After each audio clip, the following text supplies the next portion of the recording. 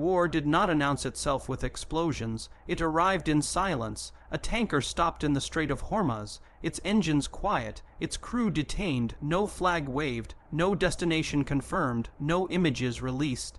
Just the knowledge that a vessel carrying millions of liters of fuel had ceased to move under its own authority. For a moment, the world's most critical maritime artery froze. This was not routine. This was a warning. At dawn, the first reports trickled through global shipping channels. Analysts pieced together fragments. A foreign, crude oil tanker had been intercepted by Iran's Islamic Revolutionary Guard Corps. Details were scarce. Certainty was absent. Only the cold arithmetic of consequence remained. In these waters, small moves do not stay small. The Strait of Hormuz is a corridor measured in miles, but leveraged in trillions. Nearly a fifth of the world's oil passes through this narrow gap. Every tanker carries more than cargo. It carries influence. Every delay, every seizure, every unexplained pause resonates far beyond the horizon. The engines of economies, the lights in cities, the fuel in power plants, they all depend on what passes through this corridor, and now the passage itself had become a statement. Iran framed the interception as law enforcement. Anti-smuggling, they said, a familiar claim, domestic fuel heavily subsidized, international markets far higher, a gap ripe for exploitation. On paper, the story was coherent, but timing is everything at sea. This seizure came amid mounting global maritime tensions elsewhere. Analysts recognized immediately that this was no isolated enforcement. This was deliberate, strategic, a controlled assertion of power. And it was silent, no explosions, no blockade, no visible show of force, only a tanker stopped, a crew detained, a global market suddenly reassessing risk. The absence of information amplified uncertainty. Foreign nationals, Iran said, but which nations, how many? The silence multiplied the consequences. In maritime conflict, uncertainty is a force multiplier. This was not the first, nor would it be the last. Repeated detentions, repeated claims of law enforcement, repeated spikes in insurance premiums. Shipping companies recalculated risk. Routes once routine now carried weighty deliberation. The Persian Gulf became expensive to cross, not because of war, but because of the possibility of it. Coercion without combat, pressure without confrontation, that is modern Gray's own warfare. The Strait of Hormuz magnifies every move. Narrow channels compress the world's energy lifeblood into a space barely wide enough to forgive error. Any disruption echoes instantly through global energy markets. Prices shift before a drop of oil is delayed. Fear moves faster than fuel ever could, and the world watched quietly. At first, the seizure was a local problem. Then the pattern emerged: one tanker, two tankers, three. Each acted as a reminder. Control is exercised not through salvos, but through presence, timing, and ambiguity. Law enforcement on the surface. Strategic messaging underneath. Every move measured, every pause calculated. The Gulf was no longer a conduit. It had become a chessboard. Markets adjusted before governments responded. Insurance firms updated risk matrices. Traders watched satellite feeds and shipping updates as if reading intelligence briefings. Routes once considered routine were labeled exposed. Cost calculations were revised, and yet no missiles had been fired. No alarms had sounded. The effect was achieved through perception alone. Then came the turning point. Iran defended the seizure openly, framing it as sovereign enforcement. Simultaneously, they condemned foreign maritime actions elsewhere as unlawful. The message was unmistakable. Authority is selective, legality is fluid, and control is earned, not granted.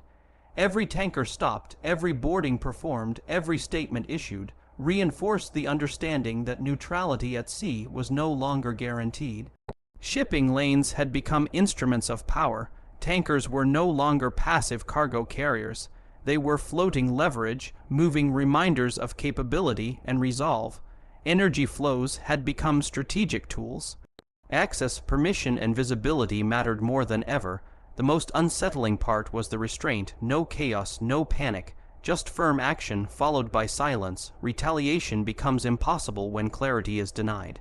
For crews still sailing, the lesson was direct. You are no longer just transporting cargo. Every transit carries weight beyond your bridge, every flag matters. Every decision echoes in corridors far above the waterline. For governments, the takeaway was chilling. Maritime dominance is no longer defined solely by fleets or firepower. It is measured by the ability to interrupt without detonating, to apply pressure without crossing lines that provoke immediate retaliation. Gray zone operations allow influence to extend quietly, invisibly, but decisively. The pattern was unmistakable, repetition normalizes, escalation becomes subtle. What once seemed extraordinary, the boarding of a tanker, the detention of a crew, now became a strategic tool. The sea itself was leveraged to shape behavior without a shot fired. Energy flows dictate national power. Control of supply routes equals influence. Every interruption, every signal, reshapes calculations far beyond the region. Allies and adversaries alike adjust positions. Every action carries political, economic, and strategic weight. In the Persian Gulf, power is now exercised quietly. Actions speak through markets, through insurance, through hesitation. Dominance is not noisy. Dominance is precise. Dominance is the awareness that you can move but choose not to. That is how modern states project influence, and the lesson is clear. Some ships are not meant to be tested. Some corridors are not meant to be crossed lightly. In modern maritime conflict, the first mistake is often the last. Control without chaos, visibility without violence. That is the power that shapes oceans. By the time the world woke fully to the seizure, the rules had already bent. The tanker remained in Iranian custody. The crew remained detained. Markets shifted subtly, as if sensing the invisible hands moving behind the headlines. The Strait of Hormuz did not physically narrow, but its psychological width had contracted.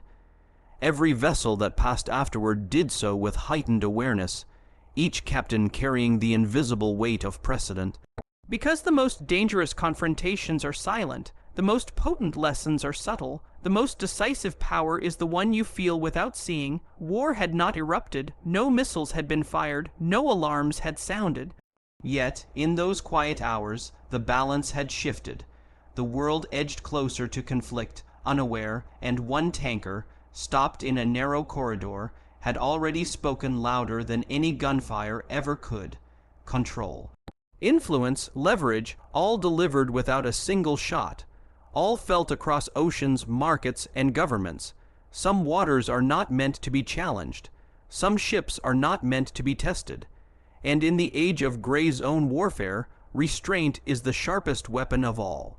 2 tankers, 2 oceans, 2 claims of legality, and yet the consequences reached far beyond the decks of the vessels themselves. In the Persian Gulf, a foreign, crude tanker was intercepted. Engines ceased. Crew detained, no flag announced, no destination confirmed, no images released, just silence, and the unspoken knowledge that a sovereign power had asserted itself where rules were meant to govern. Markets shivered. Navies noted. Governments asked questions without answers. In a matter of minutes, uncertainty became leverage. Half a world away in the Caribbean, U.S. forces quietly intercepted a Venezuela and linked vessel. Sanctions enforcement, officials said, legal justification. Caracas called it piracy. Washington framed it as law, essential to uphold order in a world where some seek to evade rules for profit and power. The operation was swift, calm, and precise. Yet in its quiet execution, a signal was sent. Authority can move across oceans. Law is defined by capability as much as by code. 2 seizures, 2 regions. One emerging reality, power defines legality at sea. Iran justified its action as anti-smuggling, heavily subsidized domestic fuel, lucrative in international markets, was allegedly being diverted illicitly. On paper, a familiar enforcement story, yet timing matters. The seizure coincided with rising tensions elsewhere, global attention elsewhere, creating the perception of deliberate escalation. Silence became a weapon. Questions multiplied, whose nationals were detained, which nations would react, What unseen consequences were already in motion? Meanwhile, the U.S. framed its interception as sanctions enforcement, shadow fleets, illicit shipments, sanctions evasion. Legality was clear from Washington's perspective. Failure to act would signal weakness. Success sent a message. Even under legal ambiguity, movement can be stopped and consequences enforced. The rules of the sea, long considered neutral, suddenly felt conditional. Sovereignty became the battleground. Iran decried unilateralism, condemning U.S. actions as violations of international law. Calls went out for global opposition. Smaller states watched with apprehension, knowing neutrality offered no guarantee. The precedent mattered more than the vessels themselves. If one power could act with impunity, then predictability in maritime transit was compromised. Every captain, every company, every insurer felt the shift. Legality had become a function of power. Authority was measured not by consensus, but by reach. Enforcement depended less on treaties and more on the capability to act. Ships, once carriers of commerce, became instruments of coercion. Routes, once routine, became calculated risks. Energy, trade, and economic stability were now intertwined with questions of who could claim lawfulness and who could enforce it. Markets responded quietly but decisively. Insurance premiums crept higher, routes were rerouted, risk assessments recalculated. Even when the vessels moved again, the memory of detention lingered, a warning etched into the routines of maritime operation. The sea, usually predictable, was no longer neutral. Confidence shifted. Perception became a strategic tool. Then this happened. Iran's action was defended publicly, framed as law enforcement, and at the same time, Tehran condemned U.S. operations elsewhere as illegitimate. The contrast was stark. Each side wielded legality selectively, not universally. Authority was no longer about adherence to agreed rules. It was about who could act and who would be tolerated. One seizure defended, one condemned, both producing global ripple effects. The message was clear. Power alone shapes law at sea. U.S. naval assets remained calm, disciplined, unreadable. No dramatic maneuvers. No bluster. Presence alone conveyed intent. Observers watched silently. Ships passed, knowing that escalation could come without warning. Authority and restraint moved in tandem. Dominance was measured not by explosions, but by observation and anticipation. Smaller nations monitored closely. Freedom of navigation, once assumed, now felt conditional. Trade, once routine, now demanded constant assessment. Every flag mattered, every route required scrutiny. Every decision could become an unintentional provocation. This was the cost of selective enforcement. The perception of power had real consequences, even in the absence of combat. Each incident reinforced the pattern. Repetition normalized uncertainty. Detention became a tool. Seizure became signaling. Gray's own enforcement reshaped expectations. States learned that behavior could be influenced without a single shot fired.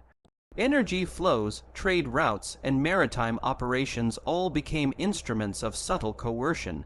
The most dangerous lessons were not taught by conflict, but by restraint.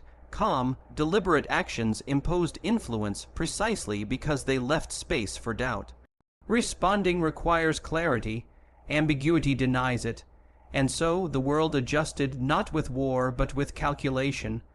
Global stakes were unmistakable. Smaller states faced a dilemma: comply, resist, or reroute. Energy security depended not only on supply, but on the willingness of larger powers to assert authority. Norms that had governed the seas for decades were bending under selective enforcement. Predictability was compromised. Confidence, once the backbone of maritime trade, became a variable. As days passed, the pattern solidified. Every seizure carried more weight than the last. The sea itself became a measure of control. Tankers were no longer simple vessels. They were signals, floating statements of capability and intent. Authority extended quietly across oceans through enforcement that was precise, deniable, and legally defended. And still, no missiles fired, no alarms sounded, only the quiet assertion of power, calculated and deliberate, shaping the behavior of others by observation alone. By the time analysts fully grasped the implications, the rules had shifted. Iran and the U.S. both stood firm, claiming lawfulness, denying weakness, and signaling influence. Global shipping recalculated risk. Governments assessed strategies. Allies and rivals alike understood that control is exercised not only through force, but through the mastery of ambiguity. The dual incidents revealed a critical lesson. Power at sea is about more than firepower. It is about the ability to define rules, enforce selectively, and influence behavior without confrontation. The gray zone is the new battleground. Legal ambiguity, repeated carefully, reshapes expectations and imposes control. In the end, the lesson was chillingly clear. Some ships are not meant to be tested. Some corridors are not neutral. And in modern maritime conflict, authority is not only what you hold, but what others believe you can wield. The world did not wake to war. It drifted closer, quietly. 2 tankers, 2 claims of legality. One emerging reality. Power defines the rules, and the rules now define who sails safely. War started quietly. A ship slowed, engines hummed, then paused. No alarms, no missiles. Just a tanker, suddenly under someone else's control. And in that silence, the world shifted. In the Gulf, oil tankers are more than cargo carriers. They are moving leverage. They carry influence as surely as they carry fuel. One vessel stopped, one crew detained, and the implications traveled faster than the waves themselves. Control of energy is control of power, and in modern strategic competition, power does not need to announce itself with fire. At first, the world received fragments. Iran claimed a routine anti-smuggling operation. The tanker's crew, foreign nationals, were detained. No flag disclosed, no destination confirmed, no images released, just a statement, and that statement carried weight. Because in the Strait of Hormuz, small actions do not remain small. Every ship is watched. Every lane is strategic. Every delay ripples across continents. Meanwhile, commercial shipping recalculated. Insurance premiums quietly climbed. Risk assessments were updated. Routes once considered routine were suddenly expensive, uncertain, and politically charged. Markets reacted before supply did. Perception, faster than cargo, set prices. The control of energy flows had become an instrument of geopolitical pressure, shaping behavior without firing a single shot. This is the essence of gray zone operations. Seizures, warnings, and ambiguous actions operate beneath the threshold of open conflict. Pressure is applied carefully. Timing is deliberate. Influence is asserted without chaos. One vessel, halted for hours or days, teaches lessons louder than any missile strike. Authority moves and everyone notices. The pattern is deliberate. Iran and Venezuela coordinate under sanctions, creating energy corridors that test global patience. China looms as an alternative partner, offering markets and routes that complicate enforcement.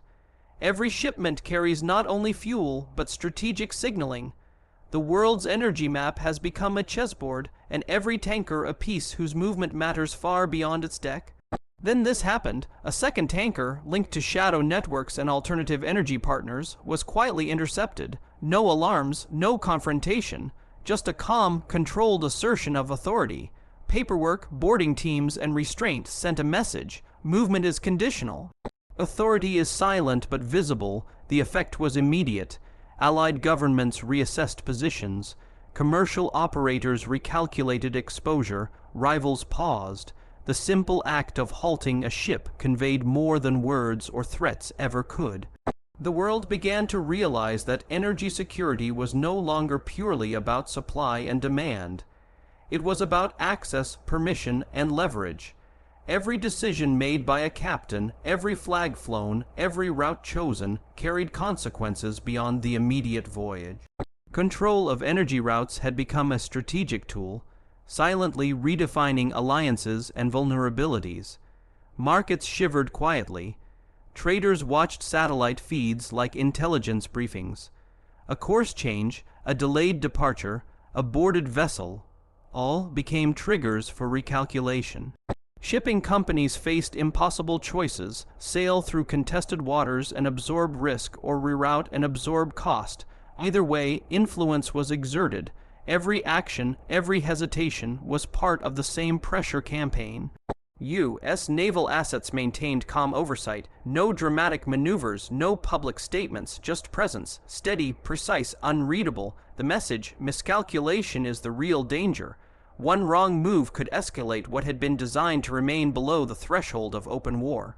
Discipline replaced noise. Awareness replaced chaos. Restraint became power. In the silence, alliances strained. Partners calculated risk. Dependencies were exposed. Energy flows that seemed secure became fragile. Countries that once believed they could maneuver independently learned that a tanker's path could influence planning at the highest levels. Every shipment became a potential test of strategic patience. Every fuel delivery a measure of influence. Gray's own pressure, repeated carefully, reshapes expectations. The Strait of Hormuz, the Caribbean, alternate shipping routes, all became stages where behavior was guided without confrontation. Modern power is quiet. It manipulates without detonation, influences without force, asserts without alarms. One act of restraint can be louder than an act of war. The lesson became clear. Modern conflict is measured not by explosions, but by control. Access, movement, and leverage define influence more than fleets ever could. Authority is asserted not by who fires first, but by who can apply pressure, shape behavior, and remain untouchable while doing so. The quietest moves carry the most dangerous weight. Every ship navigating contested waters now carries more than fuel. It carries risk, perception, and strategic consequence. Every crossing is an exercise in judgment. Every boarding, every detention, every delayed voyage signals intent and tests response, and all of it is measured in restraint. Even as the world continued business as usual, the strategic calculus had shifted. Energy flows, once routine and assumed neutral, had become political instruments. Markets adjusted, governments calculated, operators rerouted. The balance of power had moved silently beneath the surface. And yet, no shots had been fired, no missiles launched. The power had been demonstrated without chaos. The lesson was chilling. Influence is most potent when exercised invisibly, when control is unchallenged, and when the rules bend without breaking. Restraint itself is a weapon. In the end, the world realized that energy is leverage. Leverage is power, and power, when applied quietly, is most dangerous of all. Some ships are not meant to be tested.